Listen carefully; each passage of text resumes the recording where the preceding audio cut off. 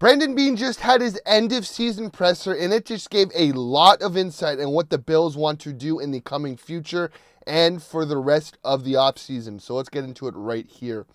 Hello, everybody. Welcome to Bills Digest. I'm your host, Anthony Senicar, and it is offseason time, and then you know what that means. Trade rumors, draft reports, free agency signings, everything. We got you guys covered here at Bills Digest. And for you guys watching right now, 72% of you guys are not subscribed to the channel. Subscribe, join the army here at Bills Digest, because we got you covered all offseason on all your latest Bills news. Well, guys, Brandon Beane officially ended off the season with his end-of-season press conference, and there was a lot of tidbits about this season, about the Bills' outlook of the offseason and how they might want to maneuver. So let's take a look at everything he said, and let's start off with the very first one, that being, like you, like me, Brandon Beane believes that the Bills did get screwed over by the refs. He said it outright. He feels that Josh got the first down, doesn't know how Josh got the first down, and is completely unsure how it was determined that Worthy got the catch when Bishop had position. But like he said, those are not the reasons we lost. It is a whole ordeal of things. But he did admit that the refs were very spotty during those playoffs, or not the playoffs, during that game. So again, like you, like me, they are seeing the same BS as us. But again, he also talked about the season as a whole and the Bills' whole picture. And he was being very positive with it, as we should as well. He had this to say: this team did a lot of really good things this season. When you look at historically what we've done year after year after year, I think a lot of people would sign up for that. Is it what we want, the final result? No. He has a good point here. Years ago, in those drought years, we would take what the Bills are doing. Now that we're at this point and that this team is just a step away, we want a Super Bowl. We want people's heads rolling. But again, historically, what we're doing, teams would take this. We're 5-time AFC's champs. We have a superstar quarterback. Brandon Beane is not putting the Bills in a cap crisis. He is playing it smartly. Sean McDermott is still one of the better coaches in the league. So looking at the picture as a whole, like Brandon Beane says, it is a good sign. But conversations will have to be had at one point about the complete future of the Bills. He also said that the Bills are very close to kicking down the door. It seems like he feels like they need to keep on pressuring the door and making moves to put the Bills over the edge. He said, I've heard it told to me by multiple people that have been in the league longer than I have. Keep kicking the door, and you're going to knock it down. The Bills tried kicking the door with Von Miller. They got Dalton Kincaid. They went out and traded Stephon Diggs to give them opportunities to have more cap space for the coming years, to keep on kicking this quote-unquote door. And Brandon Beane has proven time in and time again that he is not scared to go for a big swing. He proved it with Von Miller. He proved it with getting a skill position guy in Dalton Kincaid. He wants that trophy just as much as all of us, and he is not scared to keep on trying and trying and trying. But like I've said, a splash move with a Tyreek Hill trade, like I said yesterday, or with a Myles Garrett, like I've said in the past. We need to calm ourselves. You said, Brandon Beane put it in hindsight. He says, you're never one player away. That's a dangerous mindset to get into because you chase a player position. This team has championship ability. It's down to a few plays. So again, this is pretty much telling everybody, calm down. We're going to keep kicking down that door, but don't have a splash move in mind. There's not going to be another Von Miller type move. They're going to keep building this offense and defense bit by bit, piece by piece. And if there's a move to be done, they might go for it. But I am not expecting a big swing, a Myles Garrett, a Max Crosby, a Tyreek Hill, one of those big swings. I think they're going to try and go for these smaller fish and build each position and need piece by piece instead of going all in on a pass rusher or all in on a receiver one. Going off of that, he did talk about the offense, and he was very happy with the offensive play from the Bills and from Josh Allen. He had this to say. So people were not talking about that enough, how much he took care of the ball, yet our offense still scored over 30 points. He didn't take care of the ball, and we turned into a running team, throwing the ball 15 times a game. We were still scoring points. He being obviously Josh Allen, and this is a very fair point. The offense is now balanced with a rushing attack and a throwing attack. And Josh is not turning over the ball, and they average 30 points per game on the whole season, which is crazy for this offense. And again, he also, building on top of that, he talked about the everybody eats mentality. He had this to say about that. It's nice to have that balance where on third down, the defense really doesn't know where the ball is going. So we'll continue that. We're going to look for the best players we can get. It doesn't mean, okay, we didn't have a true number one, so we don't want that. No, we still want good players, but we'll see what it we'll always want it to be as selfless of a group as possible. That's kind of a minor shot at Stephon Diggs with the selfless group as possible.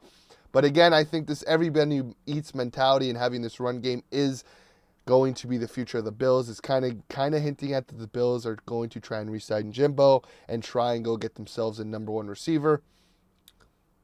And obviously with this everybody eats mentality, certain guys did not step up this season or have the season that the Bills predicted.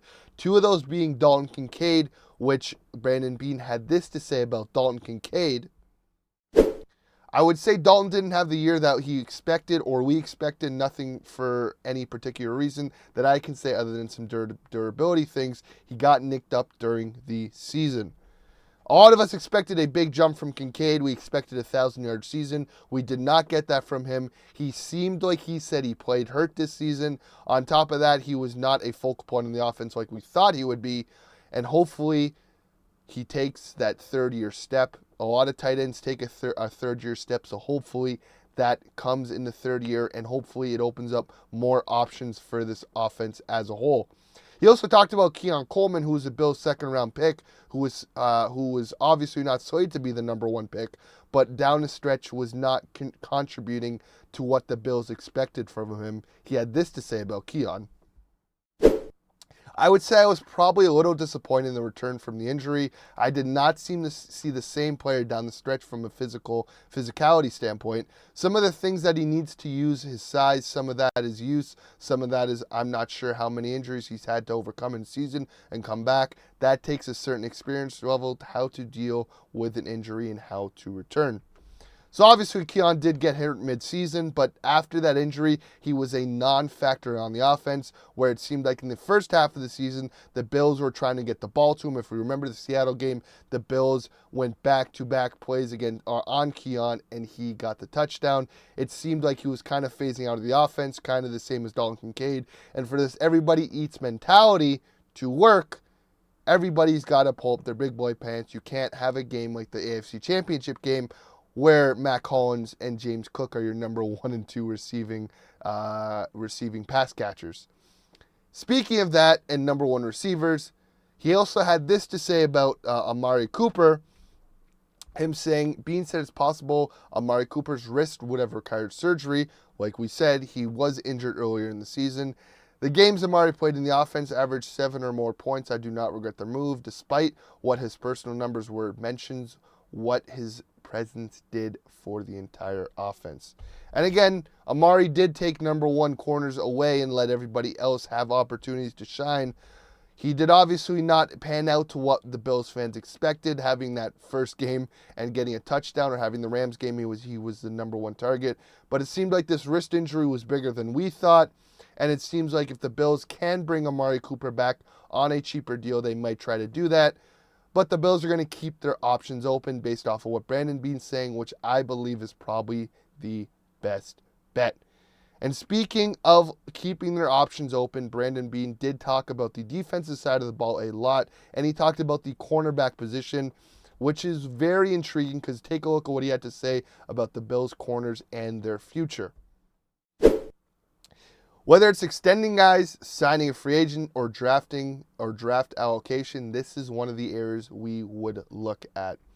As of right now, the Bills have Christian Benford and then really nothing else. They got Jamarcus Ingram under contract and Kyer Elam. I don't see Kyer Elam being on this team at the start of the next season.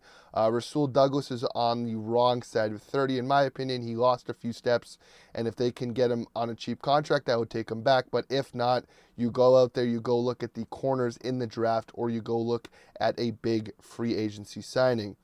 And then finally, speaking of big free agency signings, Brandon Beane talked about Von Miller in the defensive line, and he had this to say, which was quite interesting to see where the Bills are at from a standpoint of the defensive line and Von Miller.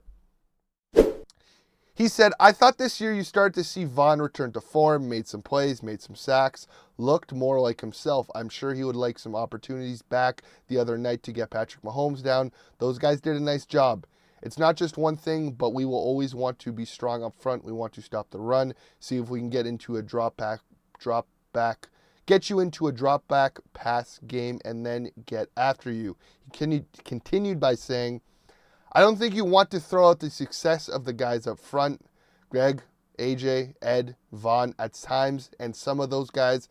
So just like our offensive line, we'll look at that and see if we can get better in areas to get better, and we'll try to address that. So it seems like the Bills might look to be keeping Von Miller and restructuring his contract and not outright cutting him. And what it looks like they might be interested in re-signing or signing Greg Rousseau long-term.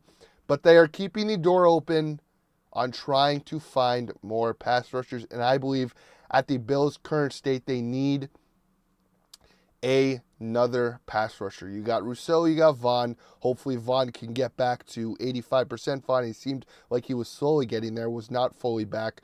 Rousseau, you still need a very good pass rusher on the other side. But if you get a third option, a Leonard Floyd, what they had last year, then maybe you might be working something with having AJ as your fourth option.